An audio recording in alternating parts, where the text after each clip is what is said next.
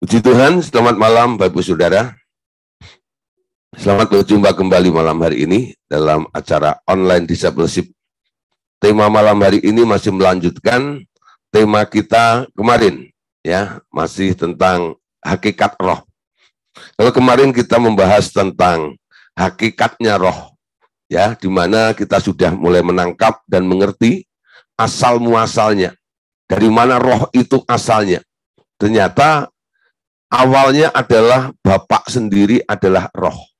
Lalu Bapak itu melahirkan banyak roh. Banyak roh, ya. Nah, ternyata itu banyak dimensi atau makhluk-makhluk roh. Nah, yang kita lihat dengan kasat mata itu disebut materi. Nah, materi-materi ini pun dulu asalnya dari roh, ya. Nah, kenapa bisa nyata atau real menjadi materi seperti ini? Nah, ini karena apa? Diubah. Nah, nanti kita juga akan belajar dalam sesi-sesi berikutnya bagaimana mengubah materi dari alam roh ke alam materi atau dari materi ke alam roh dan sebagainya. Nah, malam hari ini lanjutannya adalah kita akan membahas macam-macam roh yang diberikan oleh Allah kepada manusia. Ya, ada macam-macam roh yang diberikan oleh Allah, macam-macam roh dari Allah untuk manusia, ya. Kita lihat dulu yang pertama dalam Keluaran pasal 31. Kitab Keluaran 31 ayat 2 sampai ayat yang kelima. Perhatikan di sini. Lihat, telah kutunjuk Besaliel bin Uri bin Hur dari suku Yehuda, dan telah kupenuhi dia dengan roh Allah, dengan keahlian dan pengertian dan pengetahuan dalam segala macam pekerjaan untuk membuat berbagai rancangan supaya dikerjakan dari emas, perak, dan tembaga, untuk mengasah batu permata supaya ditatah untuk mengukir kayu dan untuk bekerja dalam segala macam pekerjaan. Ya, Bapak Saudara, ya, jadi kita perhatiin di sini ayat yang kita baca ini, di mana ketika Tuhan memberikan Musa itu dibawa oleh Tuhan naik ke Gunung Sinai. Lalu Tuhan memberitahu tentang adanya sebuah bait suci yang ada di alam roh, ya. Lalu Musa suruh melihat. Lalu Tuhan perintahkan, Musa, kamu bikin duplikatnya, ya. Bikin bait suci, kemah pertemuan seperti apa yang ada yang kamu lihat di alam roh ini.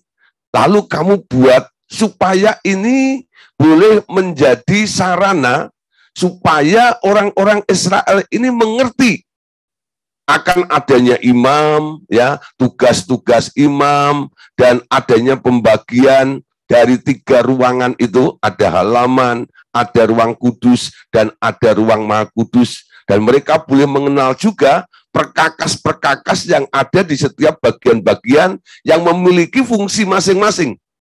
Jadi ini suatu pengajaran sebenarnya. Kenapa Tuhan menghadirkan bait suci itu di muka bumi itu. Tapi Bapak Saudara, untuk merealisasikan apa yang ada di alam roh, kemarin sudah saya jelaskan bahwa perkara, benda-benda atau makhluk-makhluk apapun yang dilihat di alam roh itu istilahnya adalah perkara-perkara yang tak kelihatan, betul? Iman itu melihat apa yang tidak kelihatan. Jadi ketika Anda melihat di alam roh, mata kasatmu nggak melihat, orang lain nggak melihat, ya.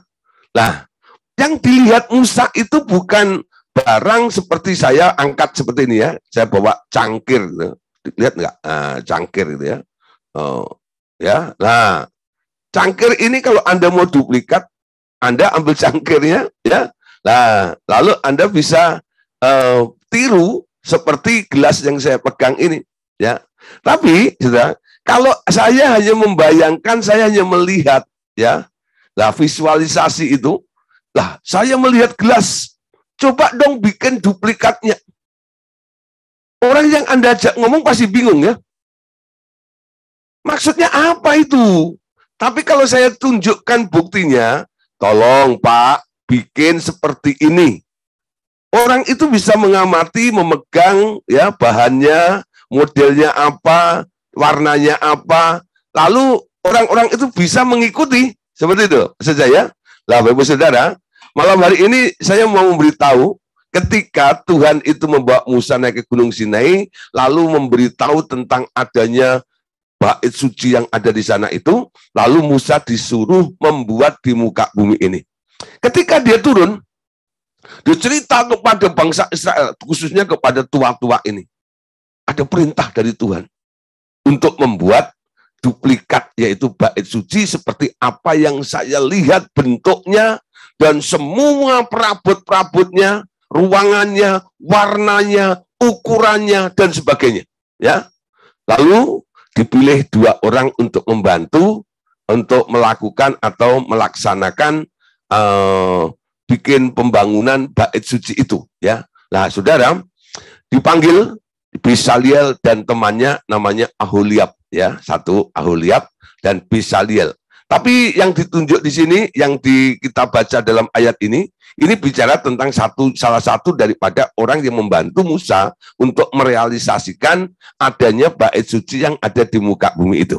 Ya, lihat telah kutunjuk Besaliel bin Uri bin Hur dari suku Yehuda, ya, dan telah kupenuhi dia dengan roh Allah, dengan keahlian dan pengertian dan pengetahuan. Bapak Saudara, ketika Musa berbicara kepada Besaliel dan Aholiab itu tentang apa yang mau dibuatnya, tahu-tahu Besaliel itu bisa nangkep, bisa ngerti maksudnya dari Pak Musa itu. Oh, saya ngerti Pak Musa, ya toh? Yang Pak Musa lihat itu lalu digambar, ya. Jadi Besaliel itu seperti arsitek gitu loh. Lalu dia bisa mengerti, ya toh, menangkap lalu menggambarnya, lalu ditunjukkan kepada Pak Musa. Kira-kira apa seperti ini Pak Musa? Yang Pak Musa itu lihat ketika di alam roh pada waktu Tuhan Allah itu memperlihatkan bait suci di alam roh itu, ya. Nah, saudara, mungkin ada koreksi sedikit atau apa segala macam, tapi saudara, ya, kok bisa Besaliel ini bisa mengerti tentang apa yang dilihat oleh orang lain, yaitu hal-hal yang direncanakan Allah yang masih ada di alam roh, yang harus dibuat di muka bumi. Ini sebenarnya PR yang sulit, ya. Tapi Besaliel bisa. Kenapa dia bisa? Ternyata dari ayat yang ketiga tadi dikatakan, dan telah kupenuhi dia dengan roh Allah, dengan keahlian, pengertian, dan pengetahuan. Kalau orang bisa ngerti, menjadi ahli, dan tahu segala sesuatu, itu kadang-kadang kan harus sekolah, harus belajar, betul? Harus punya pengalaman, harus latihan ini dan itu. Tapi di sini nggak disebut bahwa Besaliel itu orang yang lulusan arsitek, insinyur seperti itu, enggak, ya. Tapi Alkitab mengatakan bahwa Besaliel itu mampu melakukannya karena Tuhan sendiri telah memenuhi Besaliel dengan roh keahlian, roh pengertian, dan roh pengetahuan. Jadi, roh keahlian, pengertian, pengetahuan itu bisa Anda dapatkan dari Tuhan. Karena keahlian itu sebenarnya sebuah roh. Ya, roh keahlian. Ya. Nah, saudara, kalau ilmu pengetahuan, ya, orang menjadi ahli karena dia sekolah, itu sebenarnya bukan mendapat roh keahlian, bukan. Beda, ya.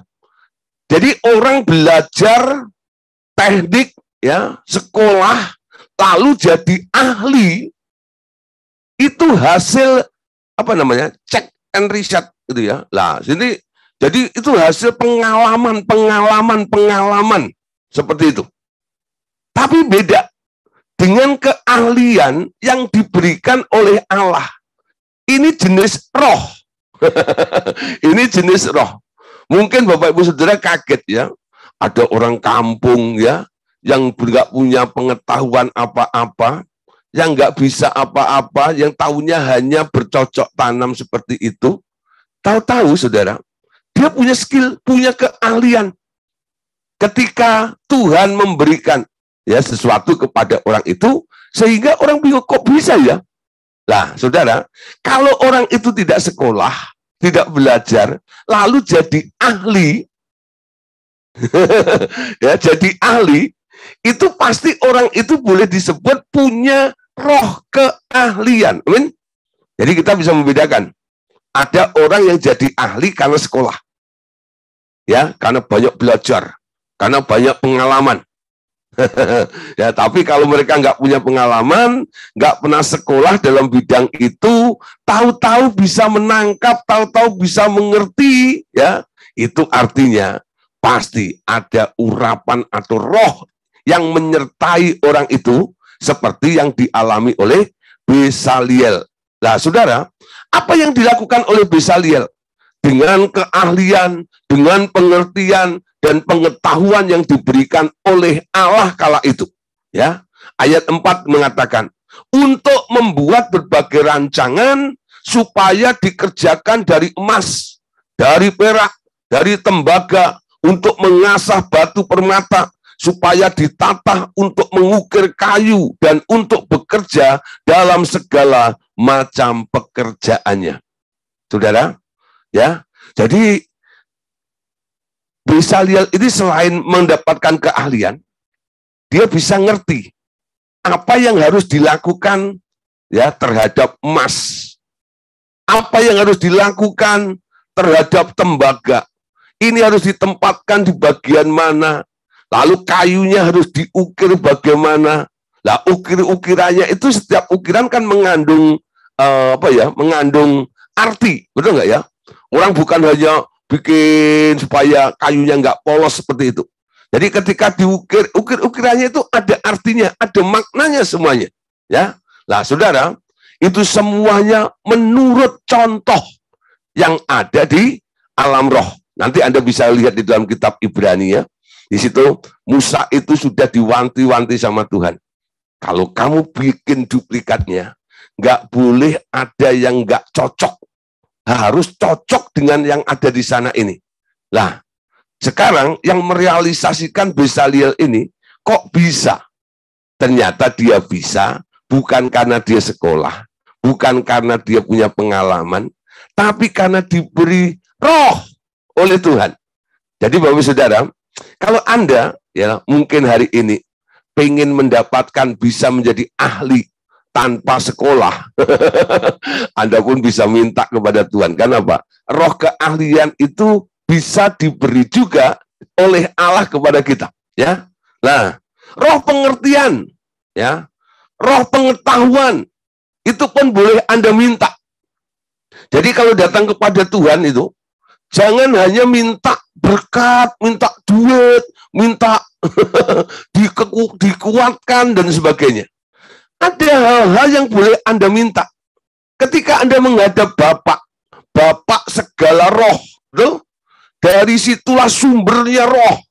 Apa-apa yang ada hubungannya dengan roh, Anda boleh minta kepada Bapak segala roh. Amin. Ketika saya mulai berdoa, ya, minta roh-roh tertentu kepada Bapak, saya bilang panggil dia Bapak yang baik, Bapak segala roh, Bapak sumbernya roh. Ya, nah, saya sedang datang dengan tujuan untuk mendapatkan hal-hal yang sifatnya roh seperti itu. Lah, roh apa yang dibutuhkan? Ya, minta kepada Tuhan. Tuhan, berikan roh pengertian. Kadang-kadang saya sedang mempersiapkan materi khotbah, Mama gitu ya. Kok nggak ngerti sama sekali ya? Aduh, gimana? Coba-coba cari konkordansi, coba-coba cari tafsiran, ya, coba-coba baca ayat-ayat kaki di dalam Alkitab seperti itu. Tapi gak kunjung mengerti juga ini tentang ayat yang saya baca atau perikop yang saya baca itu. Di situ saya mulai merenung dan saya duduk, saya berkata, Bapak, minta pengertian tentang ayat ini. Lalu saya jadi mengerti. Saya mengerti bukan karena nanya orang. Saya mengerti kala itu karena Tuhan memberikan roh pengertian itu. Nah, apa yang diberikan oleh Allah, roh-roh yang diberikan oleh Allah itu bisa kadang-kadang menjadi permanen di dalam diri Anda, tapi kadang-kadang juga sifatnya hanya temporer, hanya sementara, ketika hal itu dibutuhkan untuk kepentingan surga, atau kepentingan pekerjaan Tuhan, atau untuk kepentingan Allah. Di lain waktu, Anda nggak ngerti lagi. Kemarin bisa ngerti, kok hari ini nggak bisa mengerti. Jadi itu diberikan hanya dalam waktu singkat atau temporer, ya, sementara saja, untuk tujuan ya supaya Anda bisa mengerti tentang hal itu saja. Untuk hal yang lainnya mungkin dia belum percayakan pada kita sehingga dia tidak memberikan pengertiannya, ya. Nah, saudara, tentang Besaliel ini menjadi pelajaran bagi kita semuanya. Ternyata ada roh yang bisa diminta yang asalnya dari Allah. Amin. Yang kedua, saudara, dalam Ulangan pasal 34 ayat yang ke-9. Nah, ini Yosua bin Nun.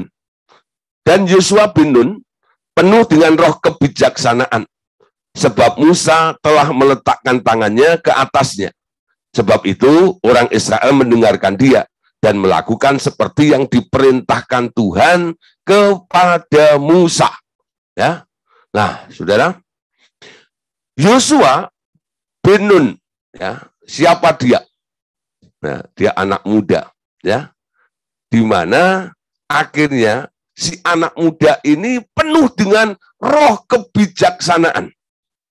Kenapa, saudara? Yosua itu harus penuh roh kebijaksanaan untuk bisa memimpin bangsa Israel itu. Kurang lebih 3 juta bangsa Israel itu adalah bangsa yang tegar tengkuk, yang tiap hari protes, betul nggak itu? Kurang ini, minta itu, komplain ini, komplain itu, betul nggak? Nggak usah 3 juta lah. Anda dikelilingi 10 orang aja anak buah Anda, ya. Lalu anak buah Anda itu, ya, sudah permintaannya macam-macam, gitu ya. Pusing ya, ya. Apalagi 3 juta orang ini. Kita kagum dengan Musa, betul nggak? Musa itu bisa 40 tahun memimpin bangsa Israel itu. Ketika Musa harus, ya, mencari pengganti, dicarilah orang kurang lebih standarnya seperti Musa, betul? Ya, seperti Musa, seperti itu. Tapi nggak ada, ya. Nah, tapi ada satu orang namanya Yosua. Satu kali Musa itu melihat ada bakat di dalam diri Yosua itu, ya. Awalnya seperti ini. Jadi seorang leader itu melihat, ya, orang yang dipimpinnya, kira-kira siapa yang bisa menjadi leader berikutnya, ya, kalau sampai harus menggantikannya. Musa melihat-lihat dari beberapa orang kandidat yang ada di bawahnya, ada Hur, ada Harun, ada siapa namanya, Yosua, ada Kaleb, dan sebagainya, orang-orang lainnya. Nah, tapi Musa ini lebih fokus atau melihat kepada Yosua itu. Ini orang kayaknya pantas nih, ya. Dari mana Musa bisa melihat? Bentuk kesetiaannya dulu, ya.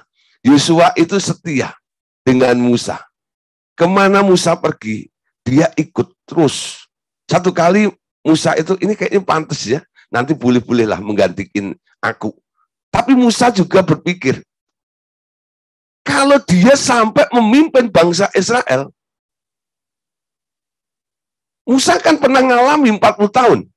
Apa dia nggak nanti bisa jengkel, bisa marah, frustasi, ngambek, dan sebagainya? Karena ulah bangsa itu.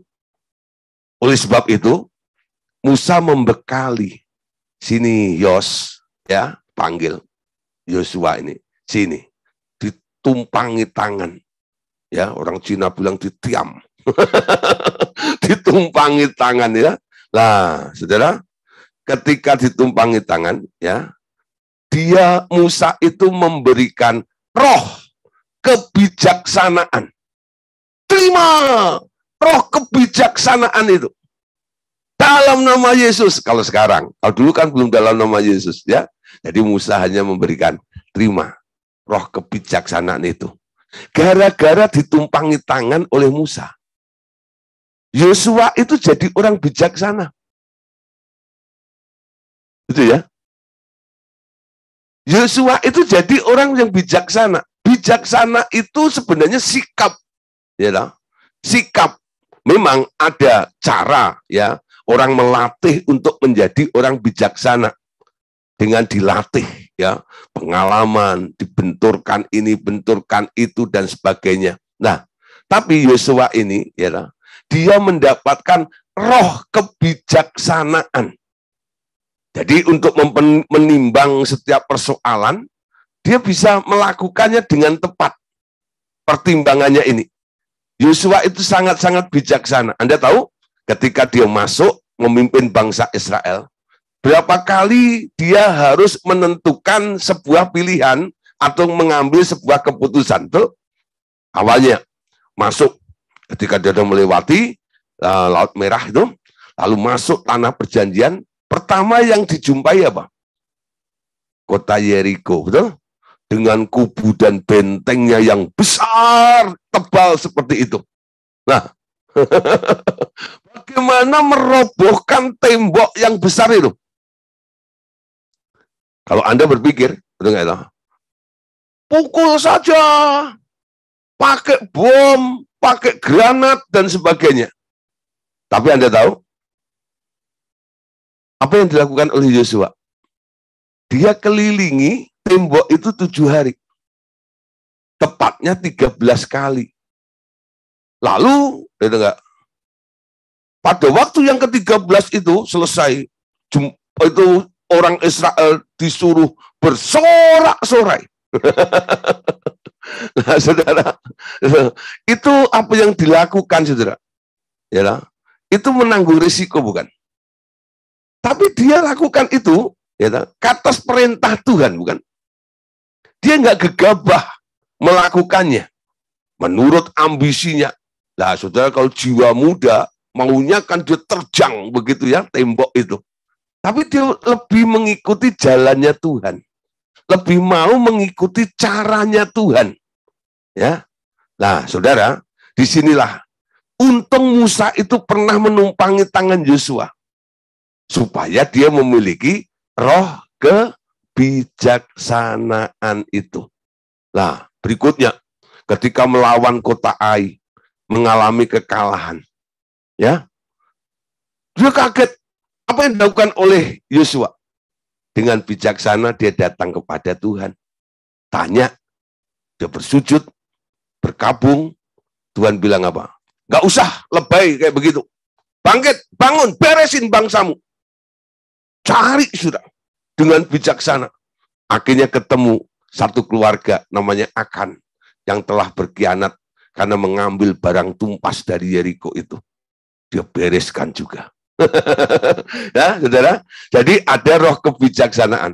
Ini boleh diminta bagi seorang orang-orang yang mau dipilih untuk menjadi leaders atau seorang leader, pemimpin harus bisa memimpin dengan bijaksana. Bijaksana itu biasanya untuk mengambil keputusan-keputusan, ya, untuk mengambil keputusan-keputusan. Nah, yang ketiga, saudara, roh yang diberikan oleh Allah kepada manusia. Nah, ini bicara tentang Daud sekarang. Yang ketiga ya, Mazmur 51 ayat 12. Jadikanlah hatiku tahir ya Allah, dan perbaharuilah batinku dengan teguh, dengan roh yang teguh. Sekali lagi, jadikanlah hatiku tahir ya Allah, dan perbaharuilah batinku dengan roh yang teguh. Ya, nah baca dulu berikutnya sedikit. Ya, ayat 14-nya, bangkitkanlah kembali padaku kegirangan karena selamat yang daripadamu dan lengkapilah aku dengan roh yang rela. Bapak Saudara, dua ayat ini sebenarnya ada kaitannya, ya. Paket yang diminta oleh Daud kepada Tuhan, ya. Anda tahu Mazmur 51 itu judulnya apa? Perikop itu. Kalau pernah baca Alkitab ya tahu. Tapi kalau nggak pernah baca Alkitab ya nggak tahu. Mazmur 51 itu judul perikopnya apa? Pengakuan dosa Daud. Ya. Daud itu seorang pemazmur. Pemazmur itu sebenarnya curhatan hatinya, syukurnya kepada Tuhan, lalu ditulis, dibuat lagu. Termasuk kisah di dalam hidupnya. Ketika dia jatuh dalam dosa, ya, dengan Batseba itu, mengambil istri Uria dan suaminya dibunuh, lalu ditegur oleh Nabi Nathan. Ya, lalu akhirnya Daud bertobatlah di situ. Tapi Daud menulis Mazmur ini. Dan ini luar biasa. Ini kunci daripada apa yang dialami oleh Daud sampai akhirnya Daud itu diakui oleh Tuhan. Bahkan Tuhan sendiri yang membuat statement, aku telah mendapatkan orang yang berkenan di hatiku. Ya. Nah, yang berkenan di hatiku ini. Saudara, ketika Daud jatuh, Daud tahu bahwa dirinya lemah, betul? Ketika dia tahu dirinya lemah, dia minta kepada Tuhan. Jadikan hatiku tahir ya Allah, dan perbaharuilah batinku dengan roh yang teguh. Ya. Kenapa Daud jatuh?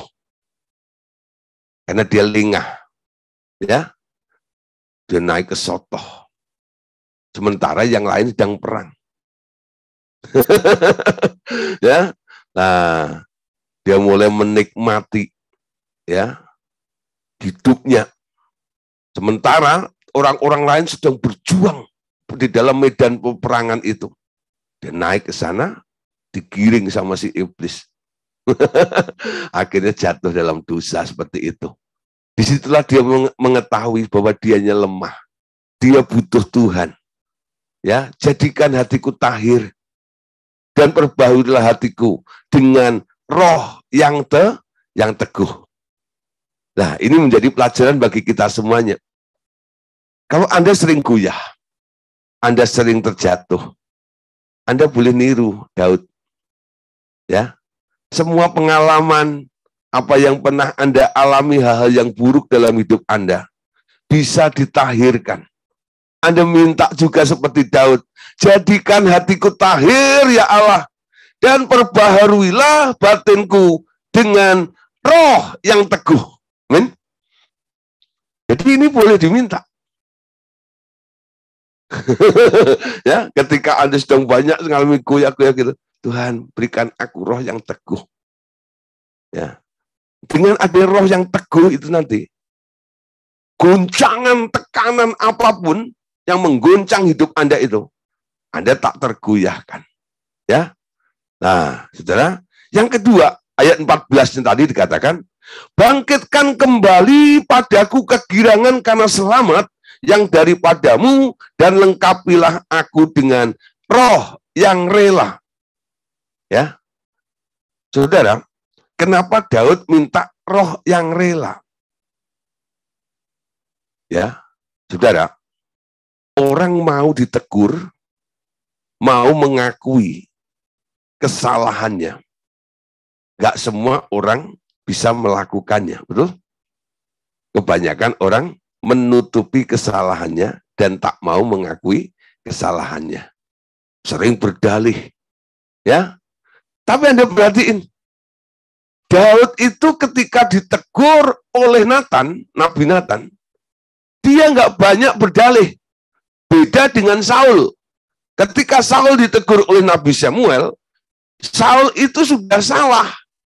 Suruh membantai semua penduduk kota Amalek termasuk rajanya, Dan seluruh binatang-binatangnya disisain. Yang kurus-kurus dibantai, yang tambun-tambun, yang gemuk-gemuk dibawa pulang. Tujuannya apa? Untuk dia menjadi kaya, punya ternak seperti itu. Lalu semua rakyatnya dibantai habis, disisain rajanya. Karena dia berpikir, kalau pulang nggak membawa tawanan rasanya kok nggak ada kebanggaan seperti itu. Nah, dia nggak taat. Samuel disuruh menemuinya. Lalu ditanya sama Samuel. Dalihnya luar biasa. Awalnya kambing domba yang tambun-tambun tadi untuk dirinya, ketika ditegur sama Samuel, dia rohanikan. Kan Tuhan suka lemak. Tuhan kan nggak suka tulang. Ya, makanya yang kurus-kurus, yang banyak tulangnya, saya bantai. Yang banyak lemaknya, yang tambun-tambun saya bawa pulang. Nanti tak kasih Tuhan. Nah, banyak orang kan begitu ya. Kalau kesalahannya atau hal-hal yang buruk, lalu mulai ketahuan orang gitu, dan nanti mulai cari dalih ini. Ini kan bisa untuk Tuhan, ya, untuk mendukung pekerjaan Tuhan dan sebagainya. Nah, saudara, lalu saya mulai katakan apa? Dengar-dengaran lebih baik daripada persembahan korban bakaran. Amin. Nah, ditegur. Daud ditegur juga ketika dia mengalami kesalahan. Tapi Daud tidak berdalih. Dia langsung mengakui. Ketika ditegur sama Nathan, cuma satu jawabannya. Yes, Lord. Benar Tuhan, aku sudah salah. Kenapa Daud bisa? Ternyata Daud itu minta kepada Tuhan, beri aku roh yang rela. Amin. Nah, siapa yang pernah minta roh yang rela? Nanti ketika Anda diberi roh yang rela, ya, Anda gampang sekali untuk dikoreksi oleh Tuhan. Ketika ditegur oleh Tuhan, Anda tidak berdalih dengan dia, ya. Ketika Anda orang yang membutuhkan sesuatu lalu meminta kepada Anda juga rela memberi juga. Ya, Anda terbebas dari roh pelit seperti yang disaksikan tadi malam, dipertanyakan. Bagaimana kalau ada orang yang apa ya, diminta gini-gini dan sebagainya gitu. Nah, saudara, ya, minta roh yang rela. Kenapa sih? Itu kayak, kalau saya disuruh oleh orang untuk melakukan ini dan melakukan itu, gitu ya, saya itu kok nggak bisa melakukannya, dan alasan saya kok banyak sekali. Jangan-jangan Anda punya hati yang nggak rela. Minta roh yang rela. Rela untuk melakukan apa saja. Ternyata kerelaan ini nanti akan membawa dan membentuk Anda menjadi orang yang berintegritas, saudara. Gitu. Rela mengikut Tuhan. Orang yang rela itu bukan lemah, tapi fleksibel, mengikuti yang memerintah. Amin. Kalau Anda hidup di dalam Tuhan, lalu Anda sulit untuk melakukan setiap apa yang diperintahkan Tuhan di dalam kehidupan Anda mulai datang kepada Tuhan. Tuhan, beri aku roh yang rela, sehingga aku bisa nurut. Rela engkau perintah. Amin. Rela, ya, melakukan apa saja. Rela berkorban, rela memberikan hati Anda, rela berjalan bersama dengan engkau. Kerelaan ini penting. Amin. Nah, itu adalah roh juga yang Tuhan bisa berikan kepada kita semuanya. Ayo ya, mulai minta juga roh yang rela dan roh yang teguh seperti Daud tadi. Berikutnya, saudara, dalam Yesaya pasal 4 ayat yang keempat. Roh apa saja, ya, roh apa lagi yang diberikan oleh Allah ya kepada manusia. Yesaya 4 ayat 4. Apabila Tuhan telah membersihkan kekotoran Putri Sion dan menghapuskan segala noda darah Yerusalem dari tengah-tengahnya dengan roh yang mengadili dan yang membakar, ya. Nah, saudara, di sini kita lihat ya, ada dua roh yang diberikan oleh Allah. Yang pertama adalah roh yang mengadili, dan yang kedua adalah roh yang membakar. Saya bahas dulu roh yang mengadili. Ya, nah, roh yang mengadili itu penting. Kadang-kadang ya kita harus memperlakukan orang dengan adil ya. Apalagi kalau Anda menjabat sebagai hakim atau jaksa gitu ya.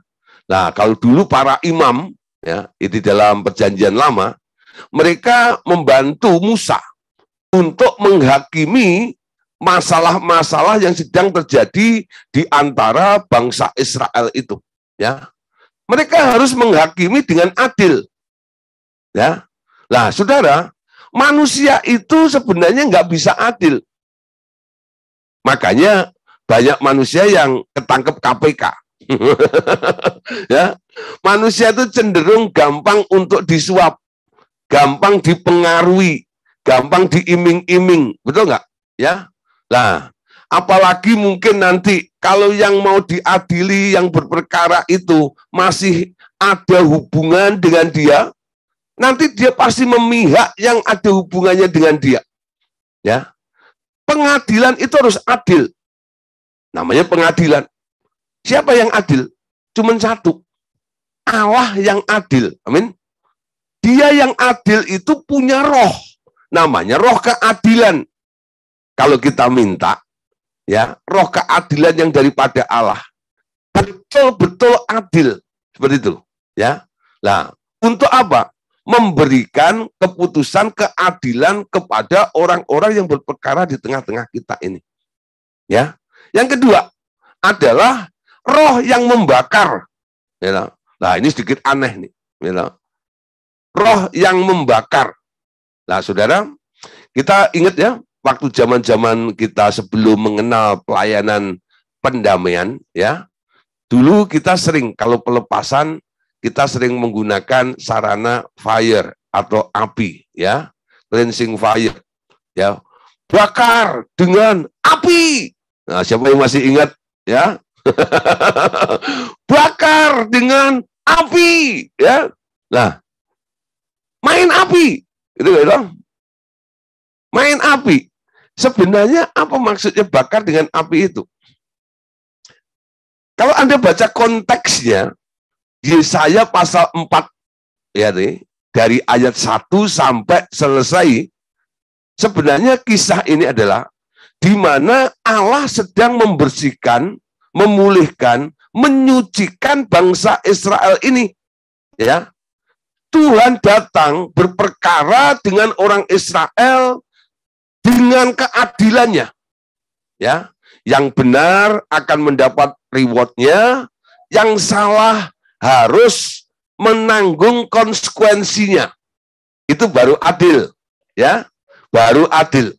Nah, yang salah tidak dibuang oleh Allah, tapi dimurnikan, dibersihkan. Api di sini bukan membinasakan, ya. Roh yang bentuknya membakar yang datangnya dari Allah itu tidak ada maksud untuk memusnahkan atau membinasakan. Amin.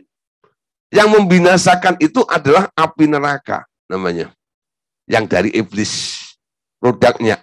Ya, iblis datang untuk mencuri, membunuh dan membinasakan. Amin. Jadi ada dua macam api.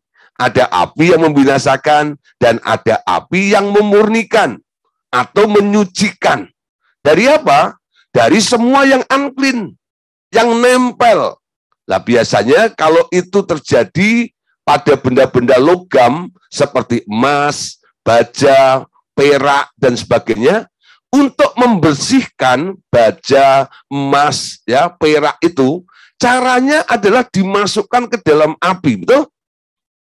Ya, ketika dimasukkan ke dalam api, tujuannya bukan untuk menghilangkan atau membinasakan, merusak benda itu, bukan ya?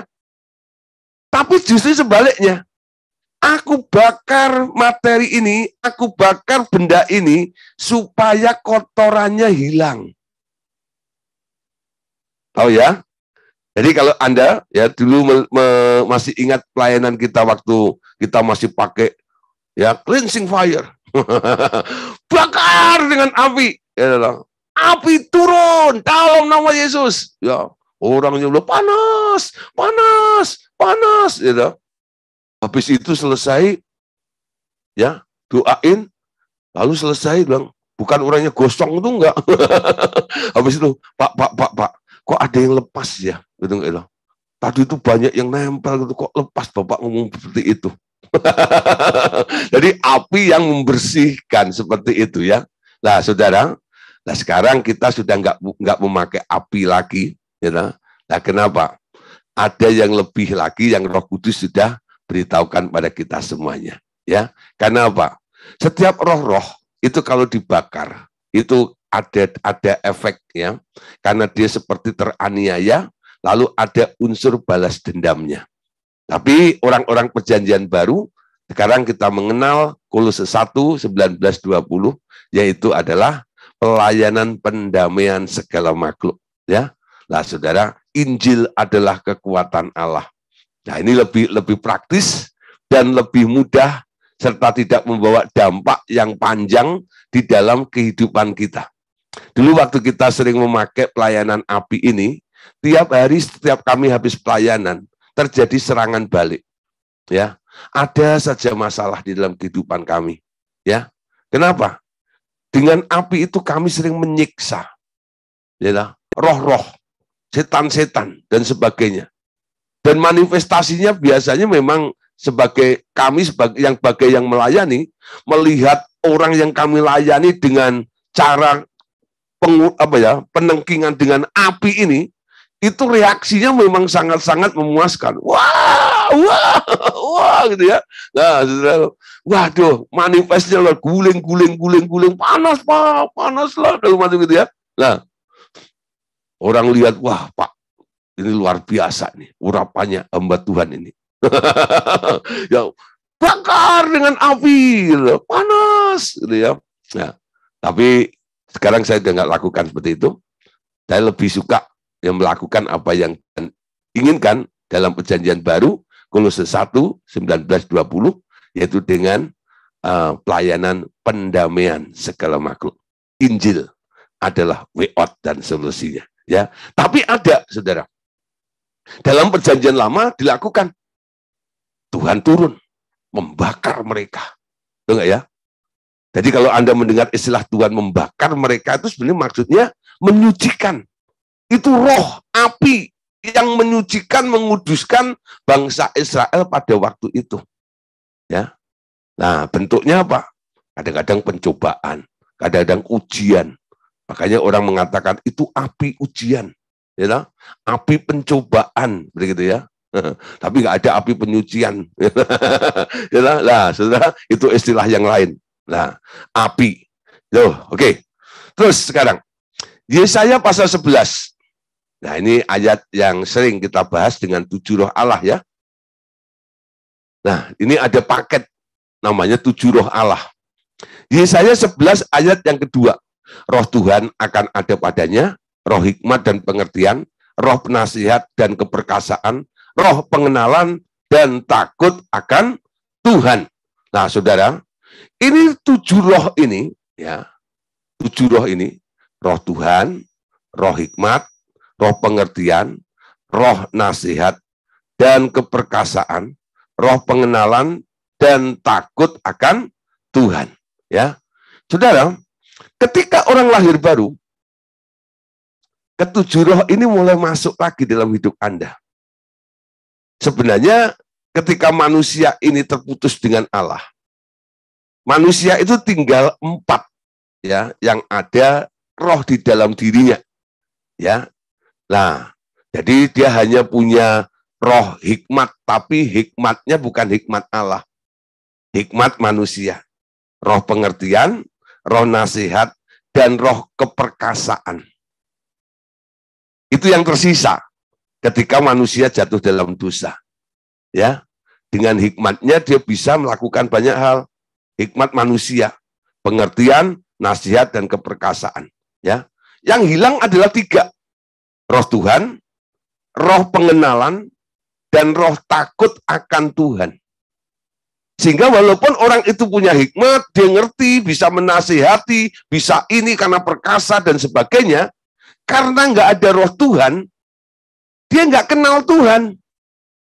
Karena dia nggak punya Tuhan dan nggak kenal Tuhan, dia nggak takut akan Tuhan. Amin. Sehingga hikmat, pengertian, itu semuanya dilakukan untuk hal-hal yang melawan Tuhan. Karena nggak takut akan Tuhan.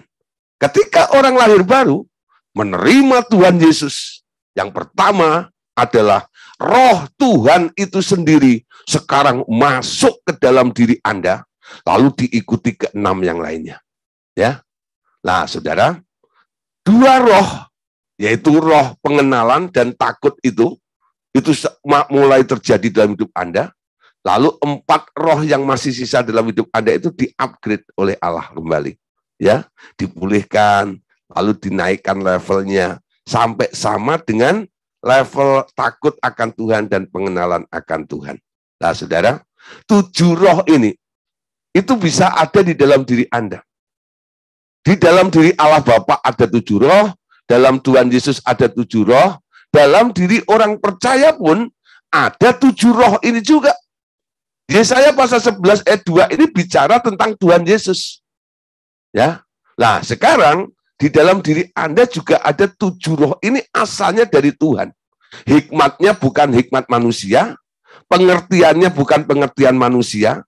Kalau Anda menasihati atas dasar nasihat seperti yang Tuhan mau nasihatkan, ya. Keperkasaan itu karena roh Tuhan, bukan karena Anda mampu, ya. Nah, saudara, itu tentang 7 roh. Nanti ada pelajarannya tersendiri. Nah, sekarang Yesaya 28 ayat 5 sampai ayat yang ke-6. Ini bagian berikutnya, roh-roh yang diberikan oleh Tuhan kepada manusia. Yesaya 28 ayat 5 sampai 6. Pada waktu itu Tuhan semesta alam akan menjadi mahkota, kepermainan, dan perhiasan kepada yang indah-indah bagi sisa umatnya. Akan menjadi roh keadilan bagi orang yang duduk mengadili, dan menjadi roh kepahlawanan bagi orang yang memukul mundur peperangan ke arah pintu gerbang. Ya, nah saudara, Anda perhatikan ya, di sini ada roh keadilan. Tadi sudah dibahas roh keadilannya. Nah sekarang ada juga roh kepahlawanan. Nah saudara, ketika Tuhan mengurapi seseorang, kadang-kadang Tuhan mengurapi, ya contoh ya, pada waktu Tuhan mengurapi Simson, ya, jangan lihat Simson dan Delilanya, tapi Anda lihat nih, ketika dia dipilih untuk menjadi nasirnya Allah, dia jadi jagoan ya. Ada roh kepahlawanan.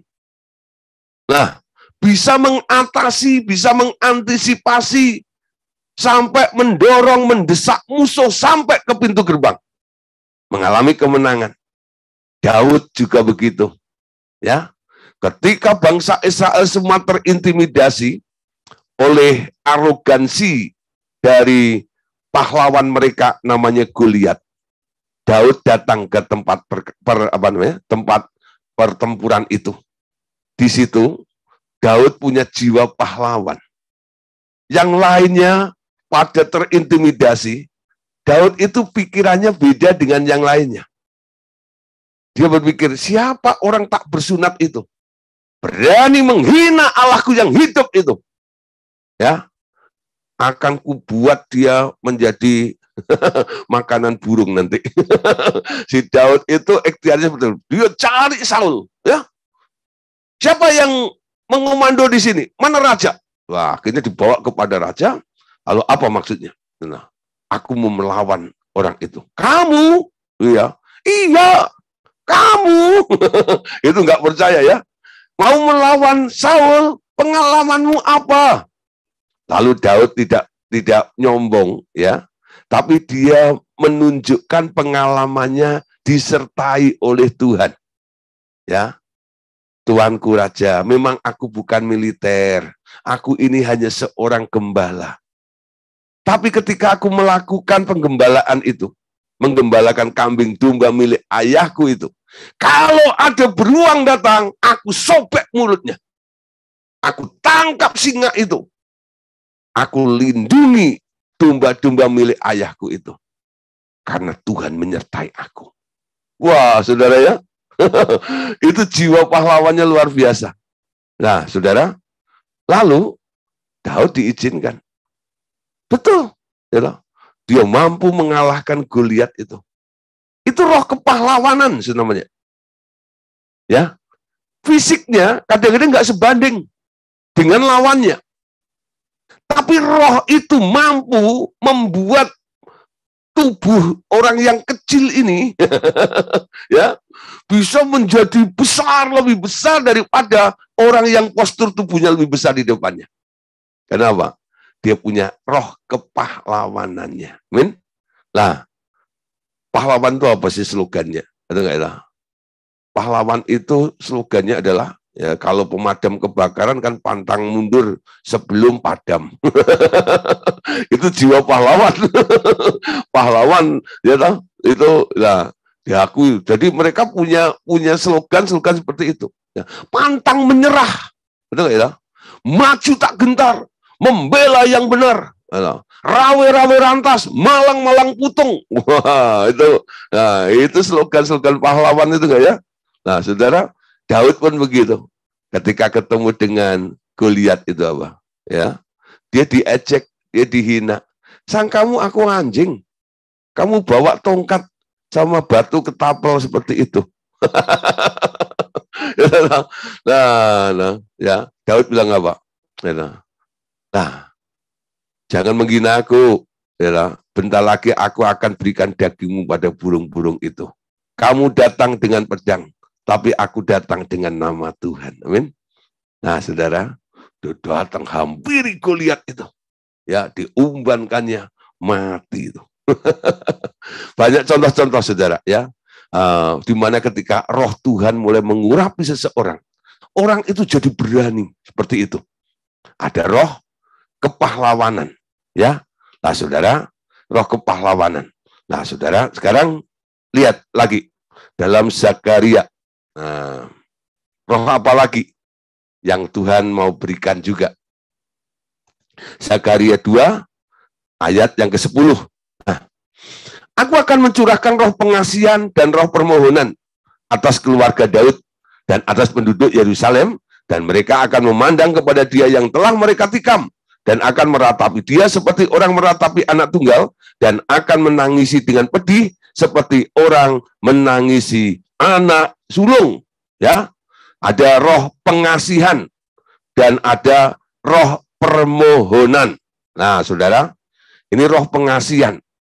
Nah, Anda tahu ya, ada kalau di dunia perdukunan itu ya, ada ilmu pengasihan. Ada yang datang pada dukun gitu ya, supaya dia diberi ilmu atau roh pengasihan dengan dipasang susuk kadang-kadang ya.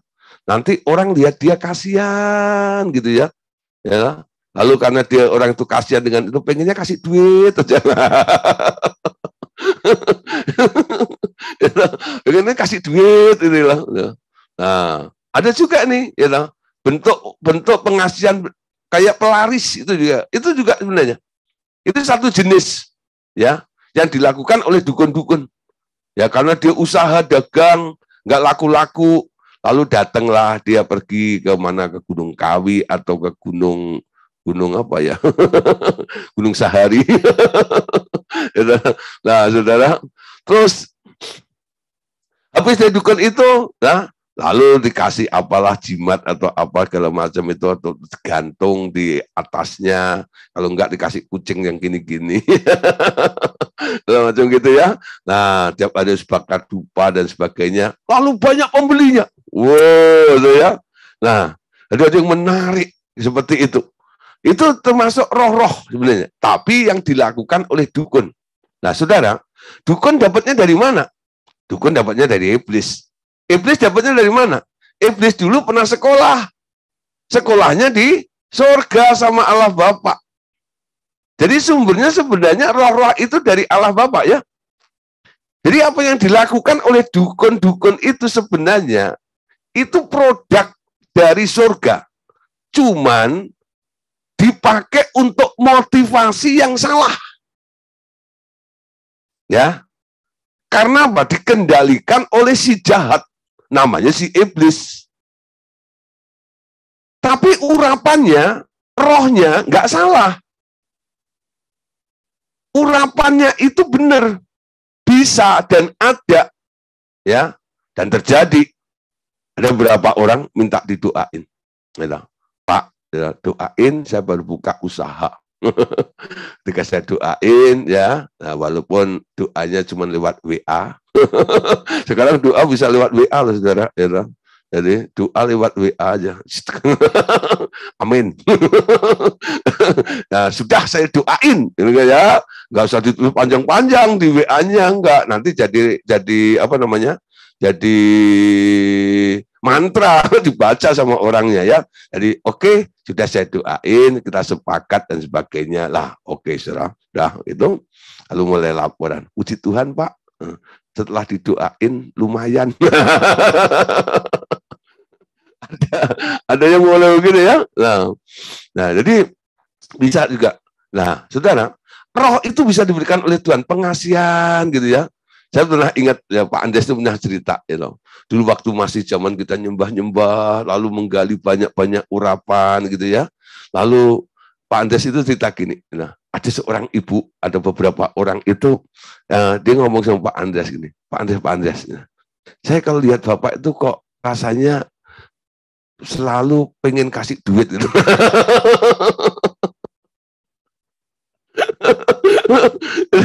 Pak Andres ngomong gitu, saya juga mau Pak. Ketawa dia.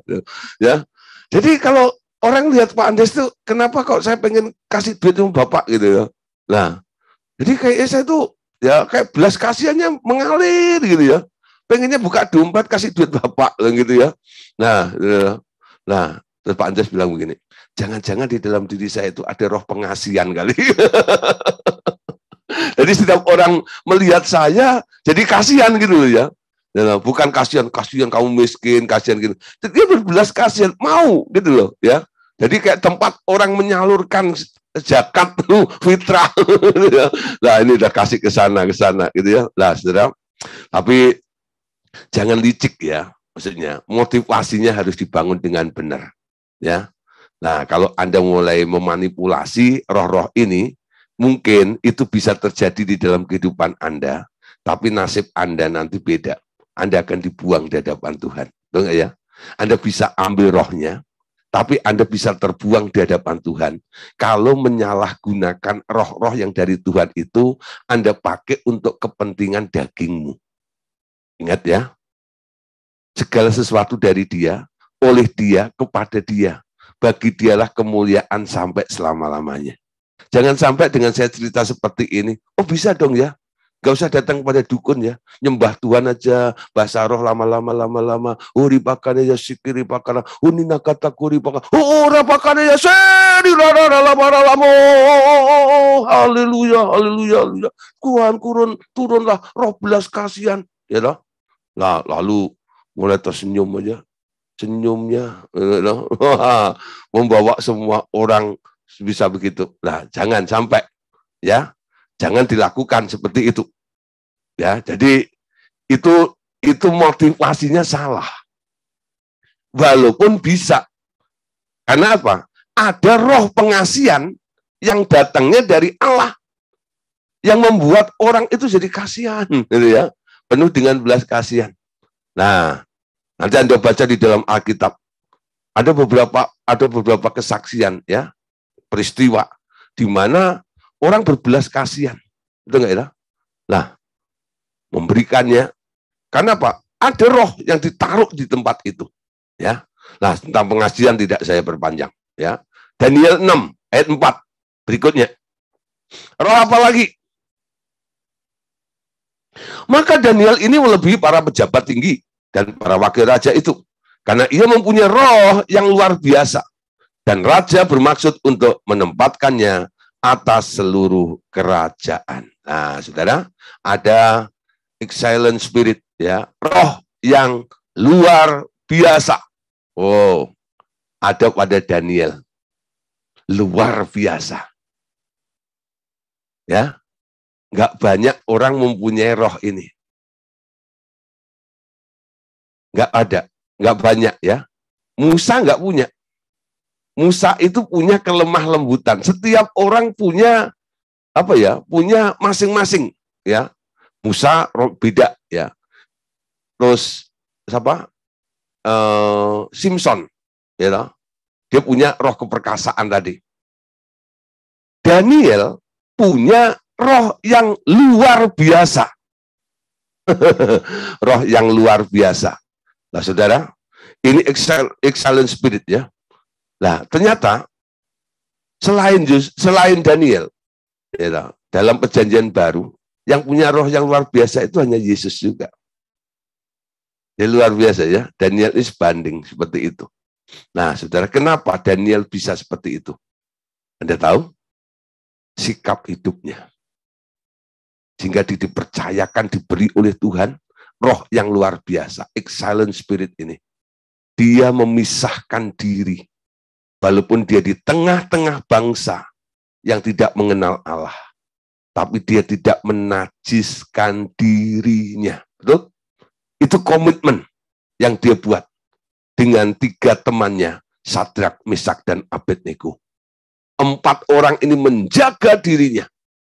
Sehingga Daniel, dia mendapatkan roh yang luar biasa. Anda mau dapat roh yang luar biasa? Nah, jangan sampai Anda terkontaminasi dengan dunia ini. Pisahkan dirimu, spesial, hidupmu untuk Tuhan. Nanti roh yang luar biasa itu akan Tuhan berikan kepada Anda. Bisa terjadi, ya. Ikutin aja. Kenapa Daniel bisa begitu? Syaratnya apa? Apa yang dipersiapkan oleh Daniel? Anda lakukan aja juga. Nanti Tuhan juga akan percayakan yang sama kepada Bapak, Ibu, Saudara. Amin. Nah, saudara, dalam 1 Petrus 3 ayat 4, ada roh juga yang datangnya dari Allah, yang diberikan kepada manusia. Tetapi perhiasanmu ialah manusia batiniah yang tersembunyi dengan perhiasan yang tidak binasa, yang berasal dari roh yang lemah lembut dan tentram, yang sangat berharga di mata Allah. Ini nasihat buat istri-istri atau wanita-wanita, ya. Nah, di sini dinasihatkan tentang perhiasan. Kalau Anda pakai perhiasan, ya, bukan berarti nggak boleh pakai anting, nggak boleh pakai giwang, nggak boleh pakai gelang, gitu ya. Silahkan pakai, ya. Nah, tapi yang lebih penting adalah milikilah perhiasan, yaitu manusia batiniah yang tersembunyi, dengan perhiasan yang tak binasa, yang berasal dari roh yang lemah lembut dan tentram. Ya, nah, saudara, ini datangnya dari Tuhan. Kenapa orang bisa jadi lembut? Ya, ada sih wanita itu sebenarnya kan harusnya lembut, tapi ada wanita yang membangun dirinya jadi perkasa. Karena apa? Karena dia sudah mulai punya konsep ya bahwa ada namanya emansipasi. Wow, duduk sama tinggi. Oh, gitu ya. Padahal dari dulu manusia itu wanita itu diciptakan oleh Allah itu jadi makhluk yang lembut. Sehingga suami-suami diberi tugas untuk melindungi, betul? Ya. Tapi kalau wanita itu jadi perkasa, nggak bisa dilindungi, gitu nggak tahu? Nah, saudara, jadi harus ada roh yang lemah lembut dan tentram atau damai, ya. Nah, saudara, itu yang harus dimiliki oleh para ibu-ibu atau para wanita, ya, yaitu roh yang lemah lembut. Terus, saudara, masih ada 2 lagi, 2 ayat. 1 Petrus 4 ayat 14. Berbahagialah kamu jika kamu dinista karena nama Kristus, sebab roh kemuliaan, yaitu roh Allah, ada padamu. Ya, nah, saudara, ada namanya roh kemuliaan. Bagaimana kita bisa mendapatkan roh kemuliaan itu? Roh kemuliaan itu bukan Anda dapat karena Anda banyak nyembah Tuhan, saudara. Banyak orang berpikir dapat roh kemuliaan kalau dia banyak nyembah Tuhan, banyak memberi berkat, ya, dan sebagainya. Tapi dikatakan di sini, berbahagialah kamu jika kamu dinista karena nama Kristus. Sebab roh kemuliaan, yaitu roh Allah, ada pada kamu. Amin. Siapa mau roh kemuliaan? Siapa mau roh kemuliaan? Siapa mau dinista? Siapa mau dihina? Karena nama Kristus. Ini persoalannya. Banyak orang pengen, itu enggak lah. Oh Tuhan, berikan roh kemuliaan itu, biar saya tambah kinclong. Gitu ya. Nah, sampai ngeko. Gitu. Kinclong. Gitu ya. Wah, kayak kaca loh, penuh dengan kemuliaan, luar biasa. Bawa kami naik Tuhan, bawa kami berkembang, ya, dimuliakan oleh Tuhan. Tapi syarat untuk menerima roh kemuliaan itu adalah rela untuk dinista, rela untuk dianiaya karena nama Kristus. Amin. Gak usah jauh-jauh lah.